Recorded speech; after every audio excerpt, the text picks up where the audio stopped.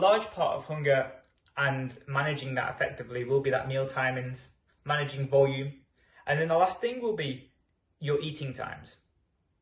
Not the time that you're eating, but actually what you're doing when you're eating. We need to slow down. A lot of people will eat their meals within a 1 to 5 minute period because they're hungry, or that's just how they were beforehand.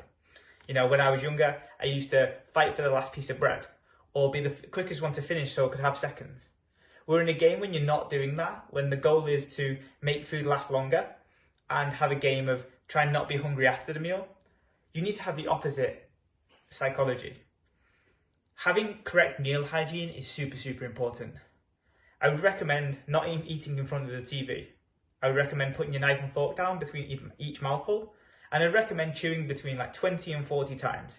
You don't need to count, but you do need to be aware that you're chewing and you're chewing more than you did before. That's the most important thing. When you do those things and you elongate a meal out for 10, 15 minutes, your body can catch up with the rate that you're putting food down your mouth and signal fullness earlier. You'll know if you've spent a lot of time on one meal, you get fuller quicker compared to the amount of volume that you can put down. This is why you'll see competitive eaters eat really, really fast in the first 5 to 15 minutes. And then after that, they really, really struggle to get food down because there's a dead window. There's a really, it's a cheat window between like 1 and 15 minutes that you can shove down as much as you can without having the feeling of fullness. So if we want to do the opposite of that, we want to feel full, we have to elongate our meal out to last that 15, 20 minute period.